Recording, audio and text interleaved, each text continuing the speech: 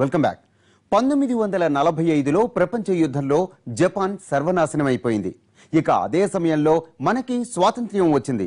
మరి ఈ 7 పదుల ప్రయాణంలో జపాన్ ఫినిక్స్ పక్షిలా నిలదొక్కుని ఇప్పుడు బలమైన ఆర్థిక శక్తిగా ఎదిగింది. కానీ మనం మాత్రం ఇంకా ఎందుకు అభివృద్ధి చెందుతున్న దేశంగానే ఉండిపోయాం? స్వశక్తితో ఎదగడానికి ఎక్కడ వెనకడుగు వేశాం?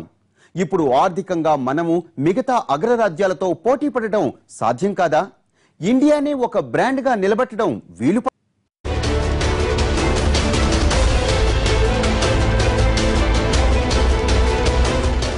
1991లో మన పాలకులు చేసిన చిన్న సంతకంతో నాగార్జున సాగర్ గేట్లెత్తితే నీళ్లొచ్చినట్లు విదేశీ కంపెనీలు వెల్లువలా వచ్చిపడ్డాయి.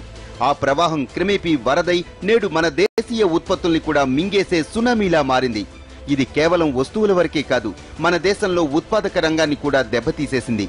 విదేశీ వస్తువుల మీద ఆధారపడడంతో స్వదేశీయంగా పరిశ్రమల మీద దృష్టి పెట్టడం మానేశాం. దీంతో దేశం పారిశ్రామికంగా వెనుకబడ్డమే కాదు, దేశంలో ఉపాధి కూడా పూర్తిగా వెనుకబడిపోయింది. చైనా లాంటి దేశాల్లో ఎక్కువ స్థాయిలో పరిశ్రమలు ఉండడంతో అక్కడ ఉపాధి కల్పన సులువుగా ఉంటుంది. కానీ మన దేశంలో మాత్రం ఇప్పటికీ ఉపాధి కోసం అమెరికా వంటి దేశాల వైపు చూడటం తప్పటం లేదు. అక్కడి పాలకులు ఏవైనా ఆంక్షలు పెడితే వణికిపోవటం మన వంతవుతోంది.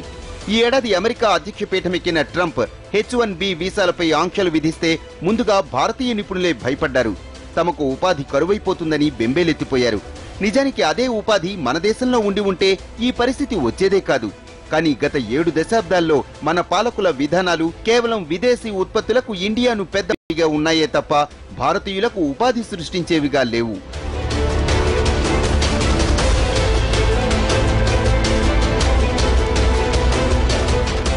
మన దేశానికి బలం బలహీనత రెండూ జనాభాయే. మనకు వరం శాపం రెండూ మన జనాభాయే. 127 కోట్లున్న మన దేశం చైనా తర్వాత ప్రపంచంలో అతిపెద్ద మార్కెట్. అందుకే మన దేశంతో వాణిజ్యం కోసం విదేశాలు అర్రులు చాస్తాయి. ఇలా వాటి వెల్లువ పెరిగి స్వదేశీ కంపెనీలు పూర్తిగా మూతపడే ప్రమాదం తలెత్తుతోంది. ఇది మన దేశ ఆర్థిక వ్యవస్థ మీద తీవ్ర ప్రతికూల ప్రభావం చూపిస్తోంది. ఇప్పుడు మన నిత్యావసరాల్ని కూడా దిగుమతి చేసుకునే దుస్థితికి చేరుకున్నాం. ఇంత విశాల వ్యవసాయ దేశమై ఉండి చక్కెర వంట నూనెల వంటివి దిగుమతి చేసుకుంటున్నామంటే మనం నిజంగా ఏ స్థితిలో ఉన్నామో అర్థం చేసుకోవచ్చు. మనకన్నా ఎక్కువ జనాభా ఉన్న చైనా మాత్రం ఇందుకు భిన్నంగా వ్యవహరిస్తోంది. అన్ని వస్తువులను తయారు చేసి అది ప్రపంచ దేశాలతో సహా మనకు ఎగుమతి చేస్తోంది. 2000 సంవత్సరంలో చైనా నుంచి మన దిగుమతులు 16,000 కోట్లు కాగా 2016 నాటికే అది కాస్త 4.15 లక్షల కోట్లకు చేరింది. ఒకటే అయినా వరల్డ్ ఎలక్ట్రానిక్స్ ఉత్పత్తిలో చైనా వాటా 40% పైగా ఉంటే భారత్ వాటా కేవలం 1.5%. ఒక్క చైనా నుంచే కాదు, మనం ఏటా 5,000 రకాల వస్తువులు ఇలా విదేశాల నుంచి దిగుమతి చేసుకుంటున్నాం. ఒకవేళ వాటన్నింటినీ మన పాలకులు ఇక్కడే ఉత్పత్తి చేసుకునేలా దేశీయ సంస్థల్ని ప్రోత్సహిస్తే భారత్ ఎప్పుడో అగ్రరాజ్యంగా అవతరించేది.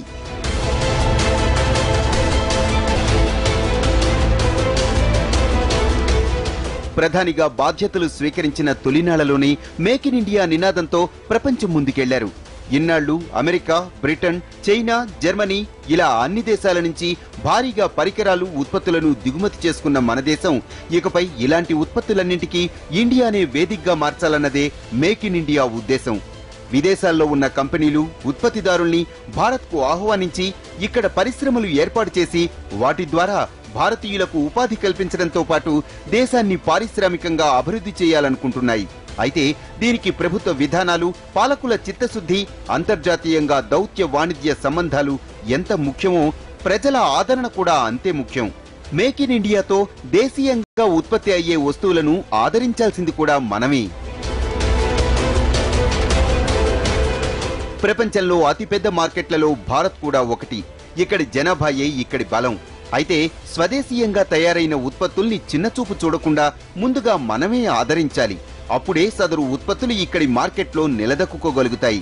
అలా జరిగితే ఆ తర్వాత విదేశాలకు ఎగుమతి చేసే అవకాశం దక్కుతుంది. నిజానికి చాలా దేశాలు తమ దేశీయ ఉత్పత్తులకు బ్రాండ్ గా నిలుస్తాయి. కార్ల తయారీలో జర్మన్, వాచీల తయారీలో స్విట్జర్లాండ్, ఎలక్ట్రానిక్స్